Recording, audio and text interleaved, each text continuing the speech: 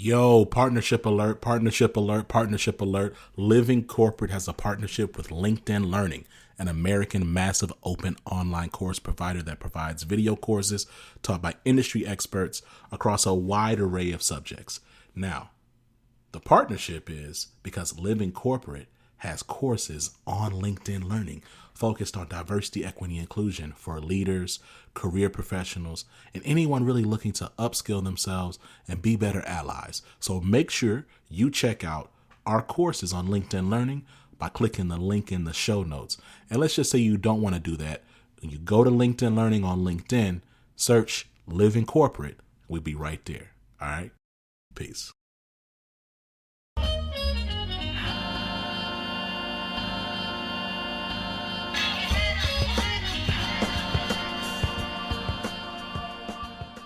Hello, everyone. Welcome back to the break room. Good to see y'all. If you are new with us, which, where have you been? I mean, we're in like episode 12, 13, I don't even know. We should probably keep count. But you've been missing out. So you're going to need to not only catch us today, but go back and catch all the other ones. My name is Dr. Nikki. I am a counseling psychologist here in Houston, Texas. I have a private practice that focuses on relational well-being, specifically focused on Black women's mental health as well as sexual health. And then I'm also a diversity, equity, and inclusion consultant and trainer. And I have with me today Dr. Brian Dixon. So I am a child and adolescent and adult psychiatrist up in the awesome city. We're the 12th largest city in the United States now, Fort Worth, Texas. I know that. Yeah. And so I get to work with kids, adults, families. My belief is that we need to reintegrate mental health into our modern lifestyle. And so I'm super glad to, I'm super glad to be here today and to have this discussion. Awesome. Which, by the way, Brian and I did not plan this, but we are so color coordinated. So we're I think this officially makes us the dynamic duo. I completely agree. We've synced up our moods with our colors and all that good stuff. So again, we'll give you a little bit of overview of how we'll use our time today. One, we always start off with sipping a little bit of tea. Ding. Okay. Because why go to the break room if you're not getting a sip of something? And then, which is usually something like a hot topic, something really interesting, just to sort of get us going and get us thinking about things. And then we'll jump into our topic today, which is the Imposter Syndrome. The devil stay busy. And he is always around. Always. And then we always end our show with the last nerve, where we get an unfettered amount of space and time to sort of let something off our chest, because dealing with white supremacy keeps something on your last nerve. So that is our show for the evening. That'll be what we do. So let me go ahead and get us started with the tea. Okay. So Brian, I know you probably have heard about all of the controversy surrounding colorism in the Latinx community, especially in the blockbuster film In the Heights. And I just gotta say, sometimes I feel like we have so much progress in some ways. Like the things that we're talking about, though, we're so conversant around social justice, and that we even talk about colorism, and that we can talk about equity and all of those things in sort of our normal discourse. And we still have major fails like this. So the biggest controversy is, it's Lin-Manuel Miranda. It's actually his first musical. So this was pre-Hamilton fame. He did this musical called In the Heights, and it's a sort of a love story about, like, a traditional romantic love story, but it's also about this particular neighborhood in New York City, Washington Heights, which is predominantly Dominican and Puerto Rican. And so it surrounds this family and sort of their internal conflicts, but as a reflection of the vibrancy and talent and joy and uniqueness of the culture of that particular community.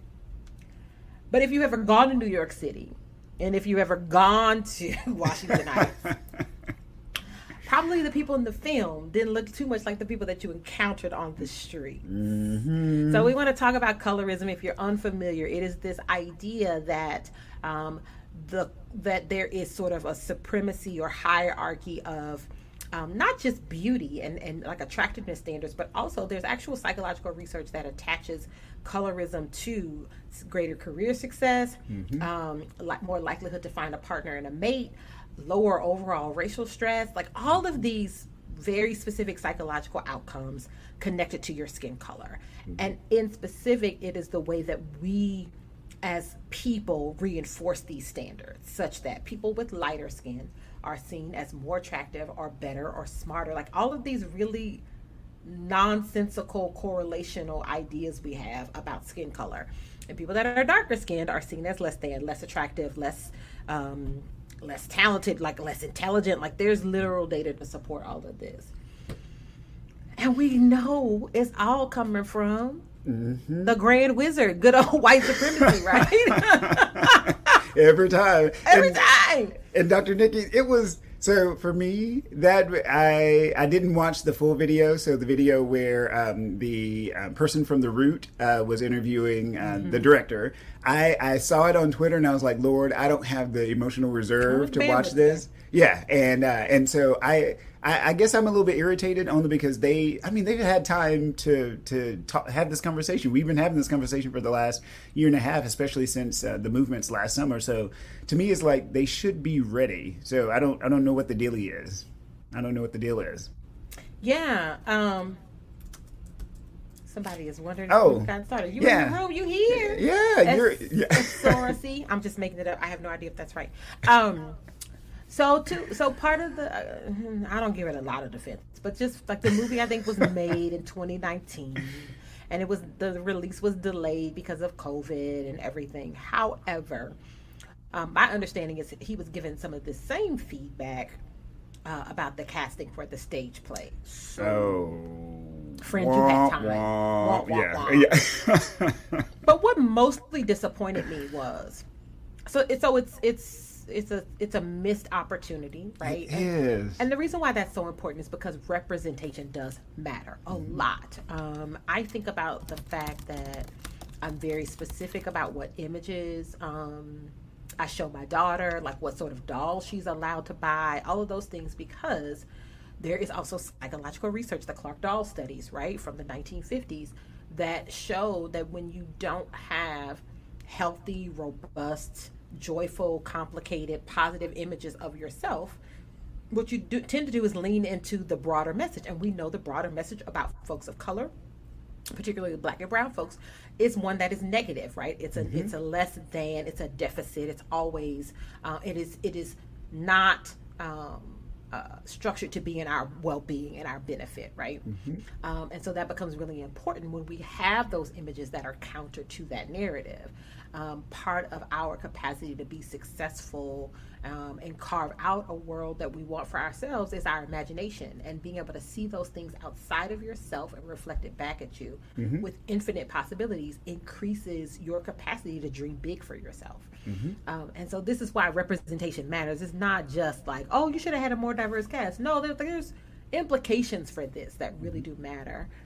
And so the fact that they fell short is a problem, but what mostly bothered me was they were ill prepared for that interview. And the sister was on fire. Like she was, and she was like, what I loved about her was that she was not confrontational, but she also was very clear. Like, you haven't answered my question. Like, so she reposed the question, and John Chu, the director, was like there isn't colorism in the Asian community, but that's a different podcast. Oh, exactly. But he was like, it's something interesting to think about. Sir, really? Like, nobody else brought, like, now you just think, like, I just felt like the fact that you didn't have a better defense, to me, leads me to believe that you knew you fell short and there were no excuses to make. Yeah, none. And so you kind of just looked a little less intelligent. And then there was one other actress that was cast in one of the leads, and one of the other things that really rubbed me the wrong way. And so here's this idea of erasure. And what she said was, we know in the Heights there are lots of Latinx and Black people, and you're talking to a Black Latinx woman. Like, she is your skin color. It's undeniable. She says, I am Afro-Cuban. So that for you to say there are Latinx and Black people means that you really in your mind don't associate Blackness with Latinx. And you erased her experience. Yeah. Right here in your response. Oh, So, Lord.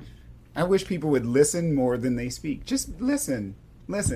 And then the other part is at the end of the day, because I mean, especially when you're putting together a multi-million-dollar movie production, you got some money for some expertise. You can call some folks in. Hey, how does this look? How does this sound? Let's run this through the rubric to make sure that in the context of where we are today, does this stuff make sense? Right? That's all like basic PR. So come on, if you're not even going to do your basic PR stuff, then what the hell? It's a missed opportunity. Absolutely. yes. So that was the tea for this week. So I think all of this actually is really a good setup for our conversation tonight. So what we wanted to do is spend some time unpacking imposter syndrome, and we're going to get into the definition of that. The reason why we say the devil stay busy is because part of the fundamental part of imposter syndrome is to lead you to be sort of riddled with self-doubt. It is this sort of psychological mind state of believing you are not worthy or prepared or competent enough to be in a particular position or role or place. And what I want to say is the devil is a lie. Okay. Amen. Amen. Amen. Testify. Hallelujah. And I say this with full confidence and authority, especially when it comes to Black and brown people. If you have made it, quote unquote, to some high level of success, you hold some high rank in an institution, corporation, organization, business, whatever, in your field of profession, baby, that was not an accident. You have more than earned that position. So the devil's a lie. So we want to get into that tonight, unpack that, and then talk specifically, and we'll always leave you with something positive and applicable for you to take away. So we're going to talk about strategies to sort of counteract imposter syndrome. I love it. And so let's start out with some of the basics, right? So I'm blessed. I have the best job in the world. So being a child psychiatrist it's an honor. It's a privilege. It's a gift. And so anytime that I am teaching about who you are, like if I'm working with patients or working with parents of their kids, I always like to talk a little bit about temperament. So temperament is when babies are first born. You kind of have the easy temperament kids. You have the kind of difficult, colicky temperament kids. And as they grow and as you interact with them and as they interact with the environment, different forces, a lot of the nature starts to overlay temperament, and over time you start to build a sense of yourself, and we call that the ego. So the ego is your sense of self. And if you're in a very supportive environment where you're getting love and you're nurtured and you're cared for and you're being validated, your ego becomes really, really strong and cohesive and integrated, and that's a very, very good thing. And so that ego over time, as you become a pre-adolescent, you become a teenager, you become adult. Hopefully, if the foundations are there, much to Dr. Nikki's point when she was talking about representation matters. Like when you're seeing yourself from a young age be represented in positive light and thoughtful light, it really makes a strong ego, and that's a good thing. So I know Beyonce has her song "Got a Big Ego," right, and that's actually a good thing. So that's why I like you. I love you, B. So if you're listening to the podcast, we love you. We're fans. Exactly, yeah, absolutely. And so the key is as you build that nugget of your sense of self, and that goes into adulthood, we as therapists and psychiatrists, we want you to keep in mind two different ideas. The idea of ego syntonic and ego dystonic. So syn meaning same or parallel, and then dis meaning disparate or opposite or clashing, right? So especially in the workplace, because remember the break room is a podcast for Black folks in the corporate space at work.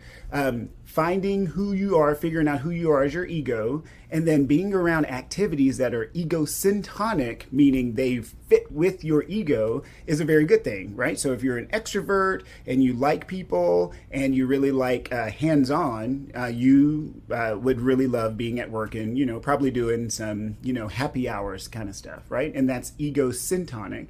And then there's ego dystonic. So when you're being put in a position that that you don't like. The best example is probably public speaking. Most people hate public speaking. And that doesn't, it doesn't mesh with your, I love it. And if that doesn't mesh with your ego, then that can cause friction, and that friction can be very, very uncomfortable. And so keep those kind of, those foundational principles in mind as we start to talk about imposter syndrome, because your ego, yourself, your sense of self in your nature is being put into a system. So the workplace is a system. And there's lots of different systems. There's hospital systems, there's neighborhood systems, there's city systems, right? And the key is you have to have a strong sense of self and make sure you know who you are, so that when you go into a system, you can still maintain some sense of who you are. And so I will kick it back to Dr. Nikki to lead us through the discussion. Awesome. Thank you for that context. I immediately thought of my daughter, who's now 9, but the first time she went to summer camp, like day camp, it was with folks that it was a new context, right? And I was like, I'm really anxious, right? Like, because the social world of a child is very important. And so the morning of the first day of camp, I'm like, hey, Asha said, are you nervous at all about going to camp? You have anything you want to talk about? Because you're not going to know a lot of people there. And she said, no, I'm pretty confident, Mom. So I'll probably go and just make friends. Like, it was. Yes, that is how you do it. So that is a robust ego, a case example. Yeah. And I love it. Oh my gosh. Yes, child. Yes. She's gonna be just fine in life. Like, she'll be just fine. So now we talk about this ego syntonic, ego dystonic. The reality is, for most of us, particularly Black and brown folks, when we go out into the world in these systems that Brian mentioned, outside of our family system or our community system, right? But sometimes even our neighborhood systems, but more often than not in our workplace systems, when you are, especially when you're in a professional class, right? So you have an advanced degree of some sort. Most of the time, you are working in environments or systems that are not established for you, right? In which your way of being, sort of your cultural values, cultural expressions, are not at the center. You are marginalized in some way, shape, or form. And so that can have a really big influence. If you think about how part of the reason why we do the Break Room, which is a podcast focused on mental health and mental wellness of Black and brown folks in the workplace, is because we recognize how much time you spend in the workplace and how much of an impact that has on your mental health. So if you think about being in a context in which it is not designed for you, where you usually have to carve out space for you, where you oftentimes have to sort of, if not overwork, work very differently and engage differently to be seen and valued, promoted, appreciated, compensated. Preach. At equitable rates. We're talking about you being in ego dystonic contexts. And so 2 of the ways that we want to talk about specifically tonight are 1, imposter syndrome, but 2 specifically for Black and brown folks is this other idea of stereotype threat. So we're going to talk about them each in turn. And so imposter syndrome is really an experience that people across, I think, racial, ethnic, and sexual orientation, gender identity backgrounds experience. I do think that there's some social, cultural components related to gender and race that probably make that more maybe exacerbated or intense for certain folks. But it's this the basic premise is, I don't belong here, and sooner or later somebody's going to find out. I'm not really competent enough to do this job. And it's just a matter of time before that's discovered. And so there's a lot of anxiety that comes along with that, a lot of internal sort of ruminating and manipulation to sort of navigate that, right? And so there is this sense of like, is today the day? And especially if you think about being in a new role, and what happens is the sort of higher up you get in a role, the more that sense sort of increases, right? Because now you're engaging in activities you've probably never done before. And especially for us, Black and brown folks, there's also a higher likelihood we haven't had proper mentorship or sponsorship about how to do these things. We're sort of making it up as we go along. And so there is this real sort of living concern that I'm going to lose this opportunity, or I'm going to be seen as less than, because I'm not really qualified to be in this space.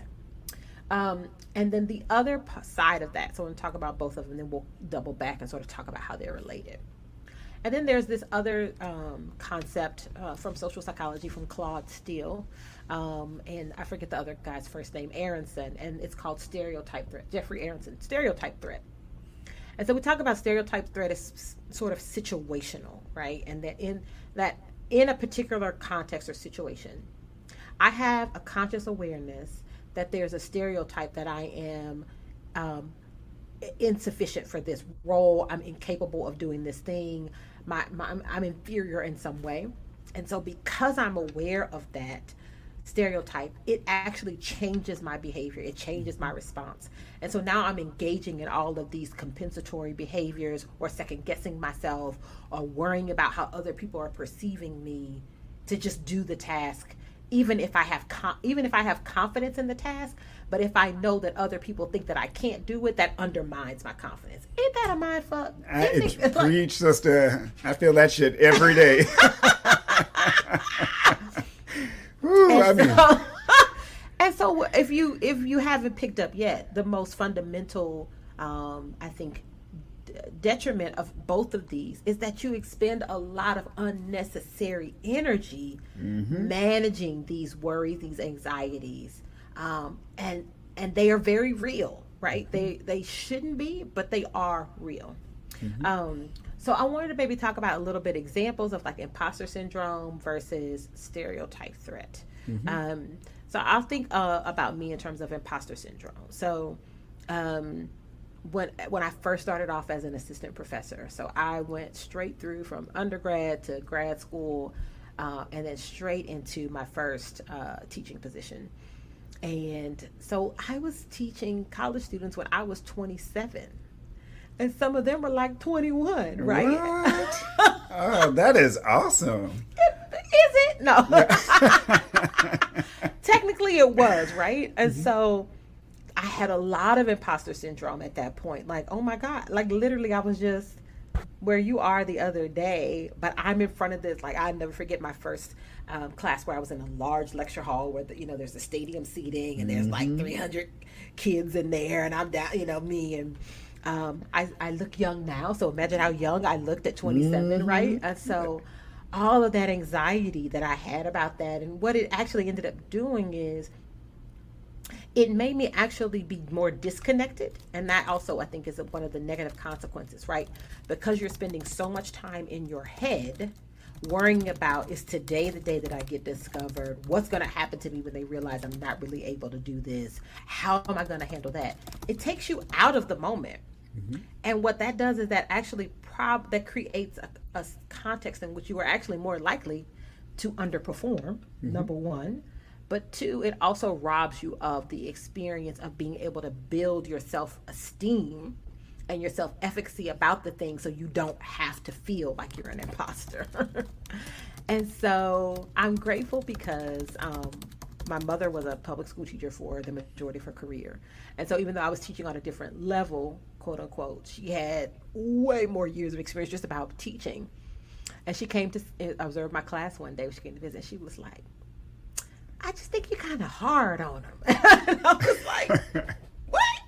And she was like, you're kind of a little aggressive. And then I had to like really sit with that. And I was like, I'm so anxious about being seen as too young or not competent enough, or not like, you're no older than me, that I think I was overcompensating. And that was a missed opportunity for me to really make a positive impact in the classroom. Yeah, and trauma begets trauma begets trauma. Y'all gonna hear us say that a million times, y'all. Yes. And so that's why it's super, super important that we tackle all these nuances of the human experience. And so I think I have so many times, I have so many examples of imposter syndrome, we don't have time to get to them all. But the one that stands out the most, so as a physician, you have to go to undergrad, and then you have to apply to medical school. And especially in the great state of Texas, we had a lot of medical schools when I was getting ready to apply. And it truly is kind of a popularity contest meets standardized testing that is unfair, because the research has now proven that the MCAT, which is our test that we're supposed to take, disproportionately ostracizes black kids who can't go and do all the testing boot campy stuff that you do. Same thing with SAT, right? I was going to say, same thing with GRE and SAT and LSAT, all the standardized tests. Yeah, are all shitty. And so, so I took the test. I could only afford to take it once because I didn't have any money to try to take it again. And I had to kind of rig up my study schedule. I made what I made. And so I applied to medical school, all the ones in Texas, and I got rejection. And I got one interview and I got one acceptance when I went and did that interview. And so you would think that, holy shit, this is awesome. Yeah, I'm in medical school. Yes. Yeah, I get it. No, ma'am, because I get there and the whole time I'm there, I'm thinking, am I supposed to be there? Right? Because if all these other medical schools didn't want me, then what does that say about the one school that did take me? Am I a charity case? Am I stupid? And so, true to form, just like Dr. Nikki, I said, shit, I'm going to prove these mofos wrong. And so I was the student class president. I was involved in all the organized medicine organizations. I was doing the most. And if y'all go back and listen to our podcast, I think it was the first or second podcast about Black excellence and John Henryism. I nearly burned out first year of medical school. And so yes, these imposter syndrome can have very dangerous ramifications, and I'm really glad I stepped through it. I'm really glad that I didn't have any black mentorship because there just weren't any black doctors around, but I did have some folks who said, you know what, just hang in there, just keep putting one foot in front of the other. So, and I think that's a really interesting sort of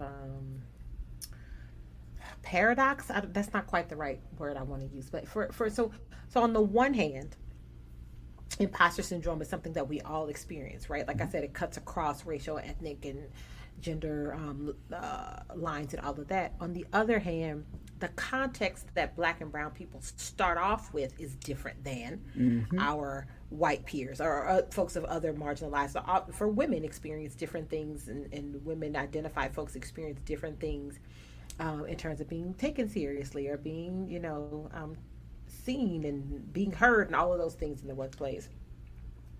So the effects, I think, are multiplied for us, or at least the sort of nuance around it is different for us because, like you just said in that example, the opportunities for representative mentors are few, if non-existent. And so there's also not that sort of experienced voice, that supportive voice, the sort of external voice to offset all of that internal experience. Yep. So then we add on this layer of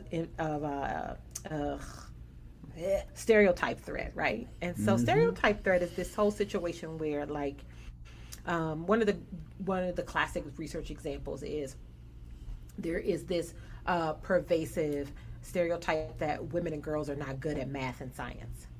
And so we, unconscious bias of the teacher, or conscious bias, sometimes of the teacher, very young in elementary school, we start seeing these differences in boys being sort of supported and lauded for their capacity in science and math, and girls they don't get that same praise, right?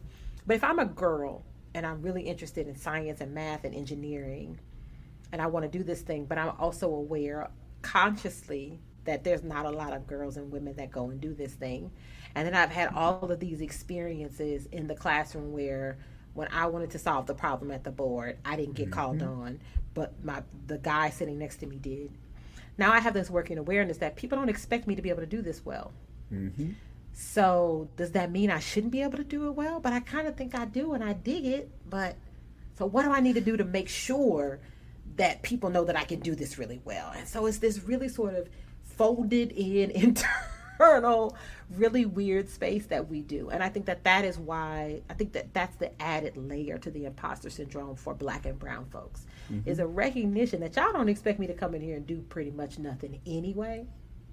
You kind of, I have a feeling you're actually kind of waiting for me to mess up. Yep. Or I kind of, I kind of have the feeling that even when I do something really well, you're going to take credit for it anyway and not give it to me, right? We have this awareness of all of these things. And so it leaves us really sort of on the back foot all the time about how do I show up here in a way that feels authentic and genuine to me, while I also get recognized for that, while I also get valued and appreciated for that, while I get properly compensated for that. And so it, again, all of this internal mental energy that we end up expending over some BS, right? So my example is I have a lot of math anxiety. I could talk about trauma against trauma. I went to Catholic school, K through 5th, and those nuns did not play. Oh my God, around times tables and long division. Like I still like literally I can go back to that moment now. That was some real trauma. And so I don't know if I'm not good at math, but I know that I came to believe very early on that math was hard for me, and it was not something that came easily. So fast forward to graduate school, I'm in multivariate statistics, which is an advanced statistics class. Lord, and me and statistics, no. Right? But I'm trying to get it, right? This is the thing. I'm going to learn these things. I'm going to do it. And so I would, already vulnerable, already like anxious, raise my hand to ask a question. I had this white male professor. Every single time I raised my hand, that is an excellent question. Great question. Wow. It was this whole thing. Anybody else raise their hand? Oh, oh, look at chapter this. And I was like, dude, I know you're not doing this to me, right? Like, we're in a class, like in grad school, it's like 8 to 12 people in a class, right? So it's like, okay, every time I raise my hand, my answer is like that excellent. Like you're doing a lot right now, and it's not helping me at all. Like it was like the equivalent of like, oh, precious. Like that's what oh, you're so precious. Like that's what it felt like. Like this is not helping me at all. And so I did confront him after class one day. I asked, could I speak to him? And I said, I don't know if you're aware, but every time I ask a question in class or try to get clarification, there's a lot of energy and sort of big deal made out of it. And I don't see you doing that with other folks. And he was like, oh, well, like we immediately went on the defensive, right? Okay, now I know I'm right. Yeah. Right? You have just affirmed for me that my experience is actually what is happening. And I was like, it would be just really wonderful for me if you could not do that. Like, just answer the question. Like, I'm okay. I don't need all the other stuff. And there was more defensiveness, right? But there's that stereotype threat. I'm already in this heightened awareness of like, I can't do this. I don't know. Are they going to kick me out? I need to learn how to do this for my dissertation. I might not be able to pass this whole thing. And then here was this big, great. I mean, it was so extra. It was so extra. Oh my Lord. Gosh. Well, and I love your example, and I love what you said earlier, because a lot of these things cut across ethnicity and age and gender and sexual orientation and the whole 9 yards. And so my example of stereotype threat was actually back when I was 16. So I started working at Ecker Drugs, the drugstore, the drug chain, and I learned so much. Brian, how long did you work at Ecker Drugs? That was a pivotal moment. It was, child. It was. So 6 years total. I did it 2 years. That's a long time. Yes, Yeah. And I kid you not, Dr. Nikki, that's the thing for me with the stereotype threat. And so when I first got hired, I was hired part-time, and nobody expects a damn thing from part-timers, right? Especially a black kid who's just here, again, probably imposter syndrome. Oh, I lucked out and got this job. Yeah. And so I go through and I'm like, okay, they don't expect anything of me other than to unload the truck and mop the floors. They don't expect me to know anything about the store, know how to order, know customer service, because the position that I started in was very much kind of, low man on the totem pole. And I volunteer for extra shifts. I'm busting my ass. I'm learning the store. I'm doing my due, and I'm still part-time. But when I say I'm picking up shifts, I'm picking up so many shifts that I'm working between 30 and 40 hours a week during high school. And so finally I'm like, and I remember one of the other full-timers was like, ooh, yeah, I'm tired. I'm going on vacation. I'm like, wow, that sounds really awesome. How do you even get time to go on vacation? And she was like, oh, well, if you're full-time, you qualify for PTO and vacation. And I was like, then why am I not full time? Because I've been working like over. I'm here the same as you, Sheila. We here the same amount of hours. So, Dr. Nikki, you don't know this, but her name was Sheila. I shit you not. Yep, Sheila. She worked at the front cash register. That is too funny. Yeah. Mm-hmm. Yep. Yeah. And I was like, Sheila, why don't I get? And she was like, you know what? If I were you, and she was a short white lady, and she was like, if I were you, I would take it to district and see if they can pay you back pay. And this was my first experience in trying to stand up for myself and fight back against the stereotype threat, because the stereotype threat again is, if you're part-time, you ain't gonna ruffle any feathers. Right. You're just gonna show up, go home. I do a half-ass job and go home, and then and a lot of those things reverberate even today with the wage gap and people not returning to work. Right? People are just like, oh, well, they're lazy. No.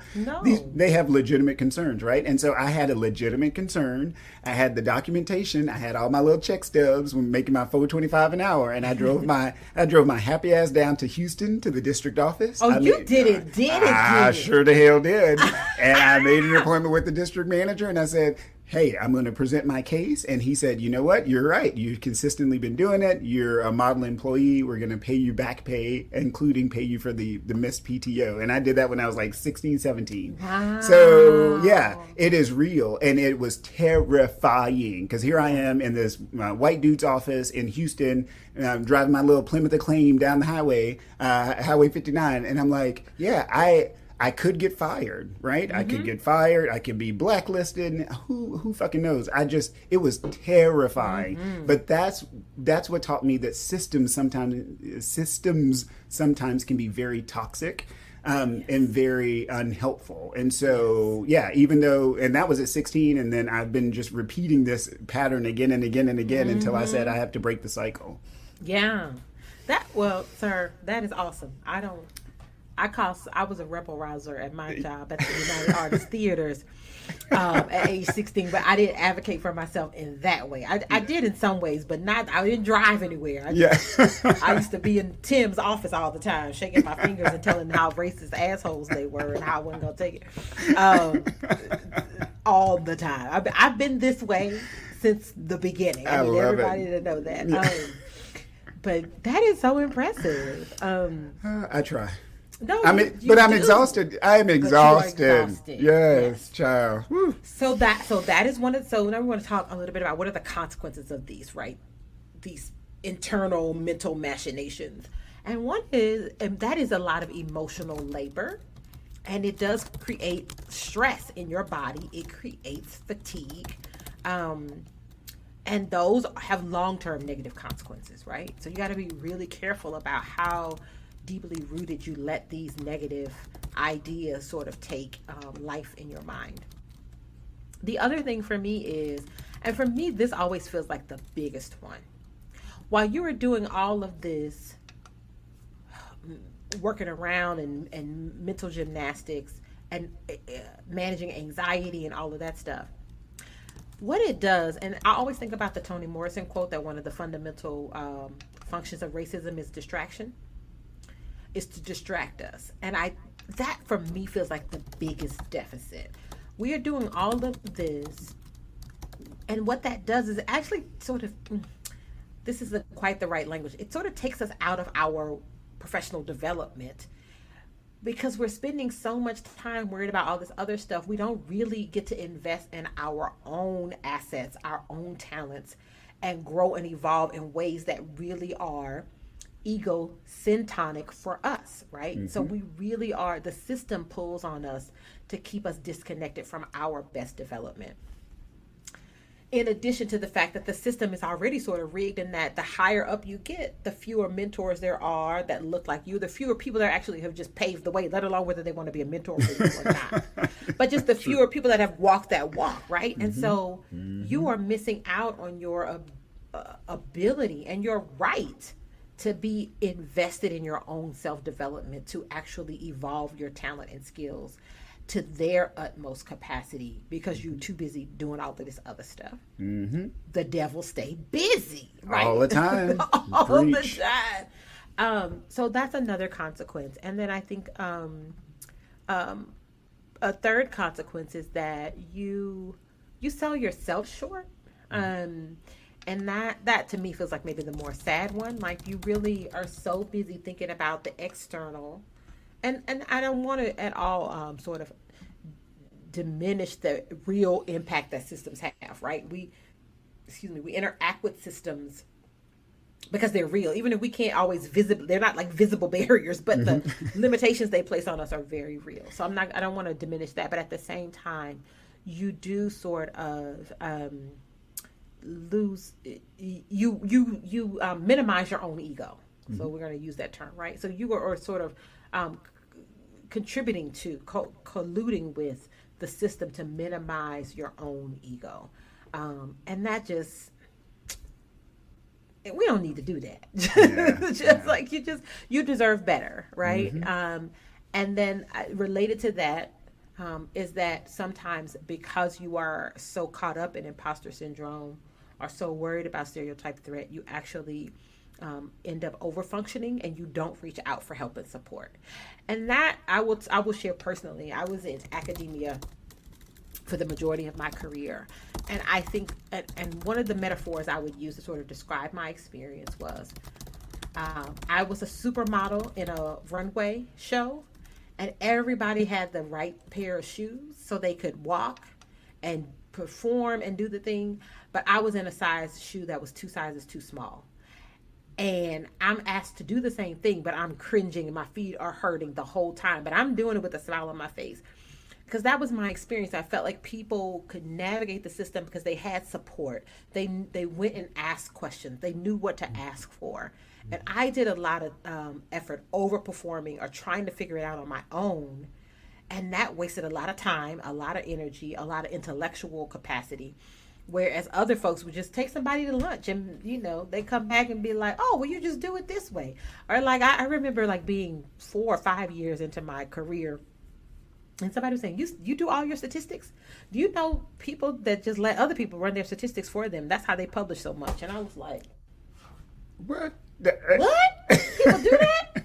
And me feeling like that stereotype threat, right? Like as a Black woman, I can't do that. They're going to question that if my research is actually my research, if I farm my statistics out. So I have to figure out how to do it myself, right? And that was a cost to me. That ended up being me not enjoying being present with my experience as much as possible. 100%. Anything else you can think of in terms of consequences that I didn't cover? Yeah, I mean, you covered it all. I'm just, even listening to it, I'm tired because I'm just like, damn, you're right. That's me. And I'm like, how am I still standing up here and doing this shit? And the only thing that keeps coming to mind is, you know what? At the end of the day, I get to spend time with Black Excellence. I get to spend time with Dr. Nikki. I get to spend time with our awesome co-host and the Living Corporate Network. And we're building something new and fresh and authentic, and and so that keeps me going. But yeah, you're right, because I'm reading all this, I'm like, damn, I should just quit. Jesus. No, we're not gonna quit. So good. So here are some strategies that we have for you. The first and foremost is become more thoughtful and aware of what messages you are internalizing. And by that, I mean, we all have these messages, implicit and explicit, coming at us all the time, like in a way that our subconscious is picking it up and we don't even realize it. So then your responsibility is to be more intentional about the ones you choose to consume. What are the ones that you choose to internalize, right? And so if you are on social media or you are around certain people, are the social media posts that you're following ones that affirm your values and ways of seeing yourself?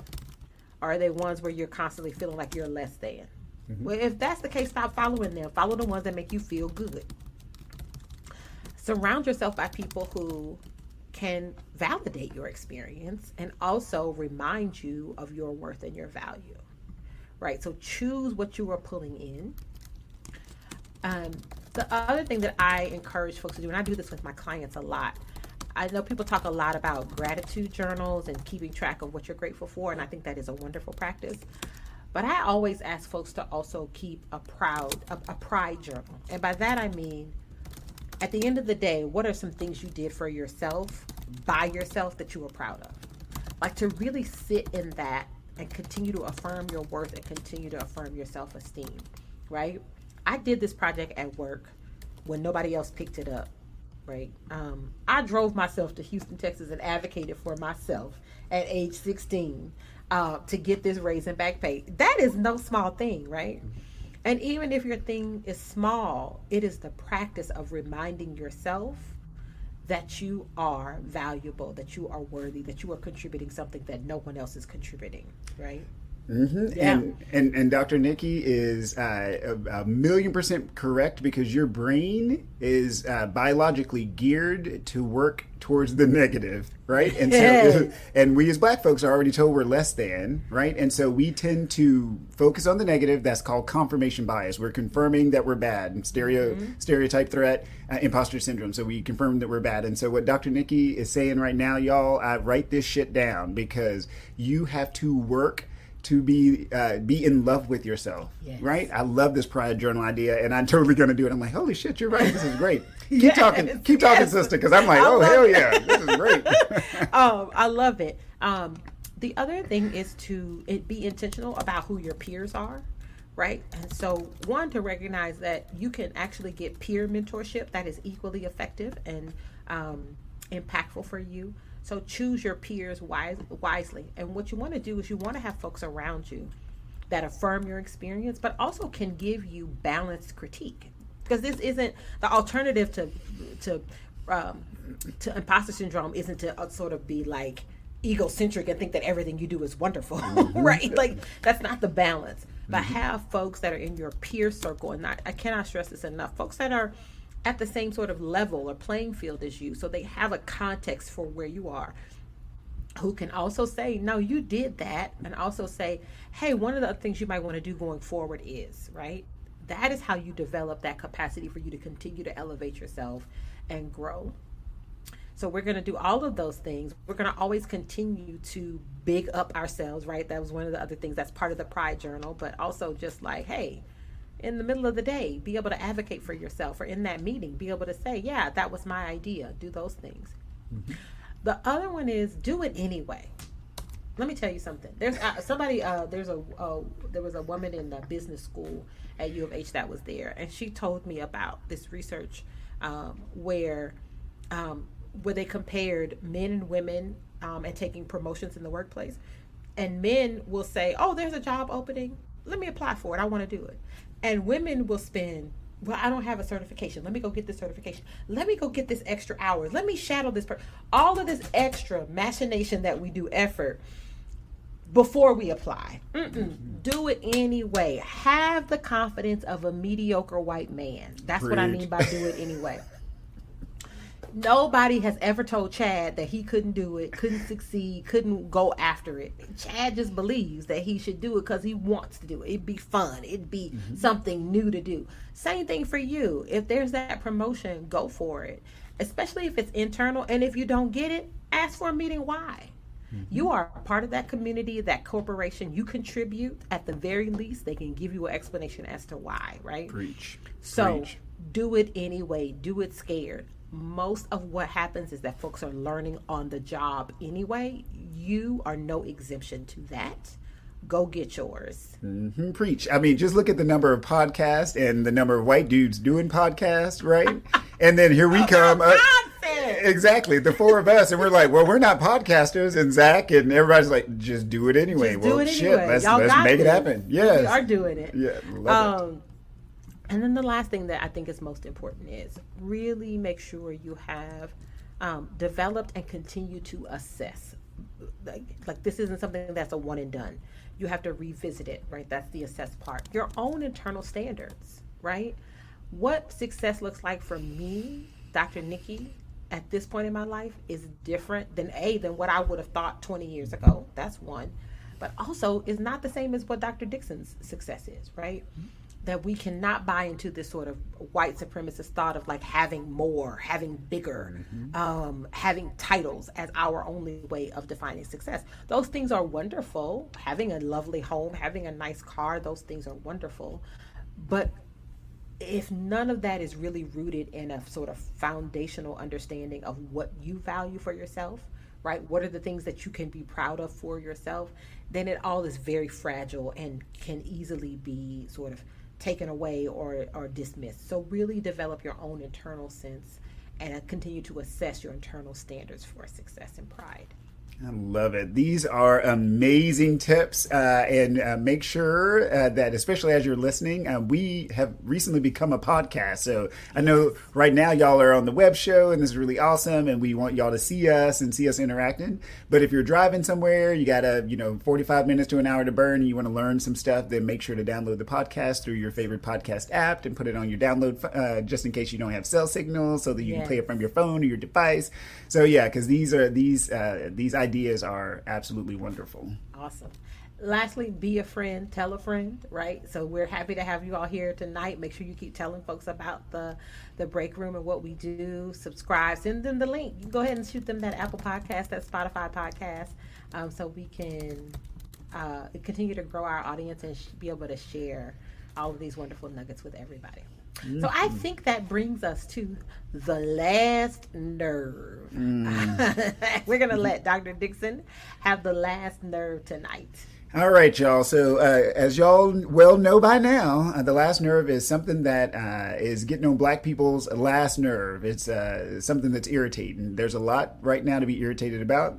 What I'm going to concentrate on, and we give ourselves about 60 to 90 minutes. And so I'm going to... Seconds. Oh, yeah. Oh, shit. Y'all was about to get a sermon from me. That was going to be... Yeah. Exactly. And so I think I said the same thing last time. Yeah. And so tonight, I'm going to start the timer. All right. So tonight, we're going to talk about being a consultant. So number one, let me be very, very clear. As a consultant, because I am a consultant of mental health for kids and adults and everywhere in between, I did the damn work. I spent 13 years doing this work. Right? And so I'm an expert in what I do. And when someone calls me in to give my opinion, I do so. There is no expectation at all that you do what I say, because you know what? This is a free country. And if you want to make a shitty choice, that is your constitutional right. All right. So let's get that clear. Let me be super, super clear. DEI work did not start overnight. I don't know where I keep hearing this shit. There are scholars who have been working on this their entire careers. Okay? So let's be clear about that. So if you or your company invite in a DEI consultant, it's because they know what the fuck they're doing. Like, let's just be clear. If you don't like it, then don't listen to it. Because like I said, it's a free country. Yeah, if you are feeling all some sort of way right now and your heart is racing and, oh my God, why is he saying this? It's because you're probably being the problem.